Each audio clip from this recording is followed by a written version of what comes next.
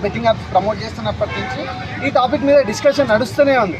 So అప్పుడే చాలామంది చెప్పినారు, చాలామంది మంచి వక్తలు చాలామంది ఏం చెప్పినారంటే వద్దు, ఇట్లాంటివన్నీ మంచి పద్ధతి కాదు, మీరు ప్రమోట్ చేయకండి, ఇట్లాంటి చేసి డబ్బులు మళ్ళీ జనాలకే పంచడం అనేది మీరు అది అంత మంచి పద్ధతి కాదు, ఇది కరెక్ట్ ప్రాసెస్ కాదు. మీరు కావాలంటే వేరే ప్యాటర్న్ ఎంచుకోండి. లైక్ మీరు యూట్యూబ్ ఛానల్లో డబ్బులు వస్తున్నాయి కదా, దాని నుంచి ఇన్వెస్ట్ చేసి ఏమైనా జనాలకు సేవ చేయండి, అది బాగుంటుంది. కానీ ఇట్లా బెట్టింగ్ యాప్లు ప్రమోట్ చేసి దాని ద్వారా నేను 1 కోటి సంపాదిస్తున్నా, దానిలో 1 లక్ష ఖర్చు పెడుతున్నా అంటే దాంట్లో ఒక 10 మంది ప్రాణాలు ఉసురు తగులుతుంది. కాబట్టి అది కరెక్ట్ పద్ధతి కాదు. అండ్ సజ్జనార్ సార్ కూడా దీని మీద చాలా స్ట్రిక్ట్ యాక్షన్ తీసుకుంటున్నారు.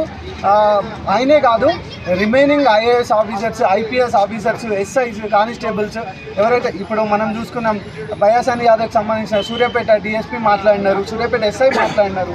అండ్ ఇమ్రాన్కి సంబంధించి ఇమ్రాన్ కూడా జైలు శిక్ష పడుతుంది 2 years అని అంటున్నారు. అండ్ విజు కూడా, అండ్ లోకల్ బాయ్ నానికి కూడా 10 years పడుతుంది. కానీ గవర్నమెంట్ మాత్రం మేము బ్యాన్ చేసిన యాప్స్నే వీళ్ళు మళ్ళీ ప్రమోట్ చేసి డిలీట్ చేస్తున్నారని గవర్నమెంట్ చెప్పడం జరిగింది. అవును. ఇది ఎట్లా అంటే వాళ్ళకి వ్యూవర్షిప్ ఎక్కువ, 30 lakhs 20 lakhs ఇట్లా మంచి ఫాలోయింగ్ ఉన్న యూట్యూబర్స్ వాళ్ళు.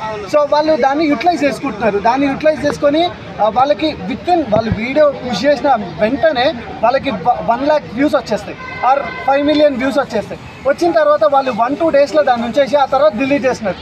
ఇది ఒక రకంగా మ్యానిపులేట్ చేయడమే, చట్టాన్ని జనాల్ని మ్యానిపులేట్ చేయడం. ఒకసారి నువ్వు అప్లోడ్ చేసినావంటే దాని కంటెంట్, దాని URL, ఎవ్రీథింగ్ గవర్నమెంట్ అండర్లో ఉంటాయి.